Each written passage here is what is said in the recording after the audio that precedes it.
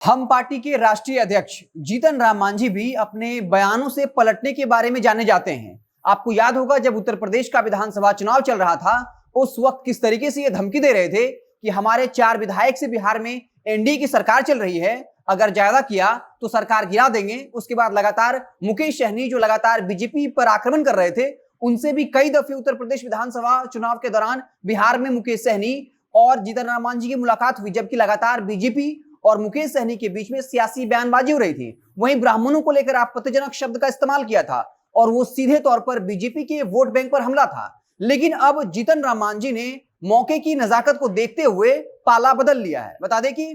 जीतन राम मांझी ने कल एक बयान दिया और साफ तौर पर कह दिया कि जो है उत्तर प्रदेश में योगी जी ही आ रहे हैं, और साफ तौर पर कहा कि तेजस्वी यादव जो है उन्हें इस बात का अंदाजा नहीं है। वाकई में उत्तर प्रदेश में बीजेपी की सरकार आ रही है। और एक बात और जिक्र किया, उन्होंने कहा कि बिहार की राजनीति में कुछ बड़ा बदलाव होने वाला है, हर एक्शन का रिएक्शन होता है, हालांकि हम ये नहीं जानते हैं कि रिएक्शन क्या होगा। तो क्या जीतन राम मांझी जो हैं वो अब इस बात से डर गए हैं कि उत्तर प्रदेश में जब बीजेपी की सरकार आएगी तब वो जो है अब कहीं ना कहीं ये बात कह रहे हैं कि जो है बीजेपी उत्तर प्रदेश में आ रही है और अब नॉर्मल दिख रहे हैं। और वहीं तेजस्वी यादव के बारे में कह दिया कि बिल्कुल गलत कह रहे हैं, क्योंकि तेजस्वी यादव ने यह बयान दिया था कि एग्जिट पोल में जो है के लिए बीजेपी के नेता लड्डू खा लें, लेकिन जब चुनाव का परिणाम आएगा तब अखिलेश यादव ही लड्डू खाएंगे। इस पर तारकिशोर प्रसाद ने भी बयान दिया और ये कहा कि कल यानी आज जब चुनाव परिणाम आएंगे, और साफ तौर पे इस वक्त बता दें कि 4 राज्यों में बीजेपी लीड कर रही है और पंजाब में जो है आम आदमी पार्टी लीड कर रही है, और उत्तर प्रदेश में एक तरीके से जो शुरुआती रुझान है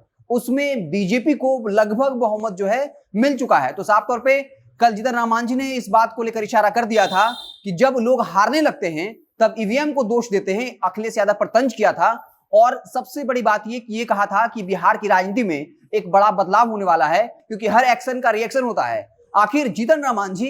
किस तरफ इशारा करना चाह रहे थे? क्या बीजेपी अगर उत्तर प्रदेश में जीतती है तब एनडीए के अंदर जेडीयू पर वो दबाव बनाएगी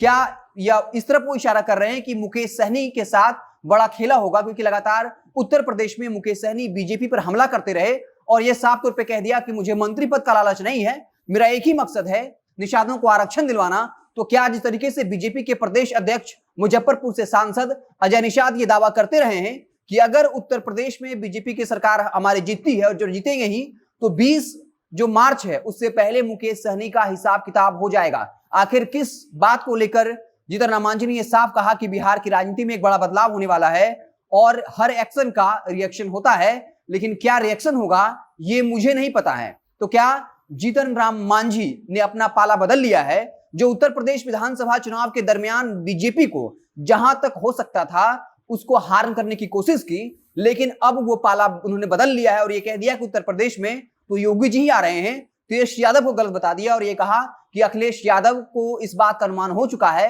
कि वो चुनाव हार रहे हैं, इसलिए अब ईवीएम पर दोष मढ़ रहे हैं। तो साफ तौर पे ये भी सच भी है कि अगर उत्तर प्रदेश में बीजेपी चुनाव जीतती है और खास करके पंजाब को छोड़कर अगर आप देखें तो 4 राज्यों में बीजेपी आगे चल रही है, और अगर चारों राज्य में बीजेपी चुनाव जीत जाती है तो इसका साफ असर बिहार की राजनीति पर पड़ेगा। इस वक्त लगातार जेडीयू की तरफ से, चाहे वो नीतीश कुमार हो, ललन सिंह हो, उपेंद्र कुशवाहा हो, बीजेपी पर लगातार दबाव बना रहे हैं। लेकिन जब इन 4 राज्यों में बीजेपी जीत जाएगी तो स्वाभाविक तौर पर साइकोलॉजिकली, मनोवैज्ञानिक तौर पर बीजेपी मजबूत होगी और फिर जेडीयू को कहीं ना कहीं बैकफुट पर जाना होगा। तो साफ है कि उत्तर प्रदेश के विधानसभा चुनाव और जो अन्य 4 राज्यों में चुनाव हो रहे हैं उसके जो नतीजे आ रहे हैं उसमें रुझान में दिख रहा है कि 4 जगहों पर बीजेपी आगे चल रही है और साफ तौर पे इसका असर जो है आने वाले वक्त में बिहार की राजनीति पर पड़ेगा। और खासकर तेजस्वी यादव को झटका भी लगेगा, क्योंकि लगातार वो एक थर्ड फ्रंट बनाने की बात कर रहे थे। लगातार वो चाहे वो तमिलनाडु के मुख्यमंत्री हो, तेलंगाना के मुख्यमंत्री हो, पूरे देश स्तर पर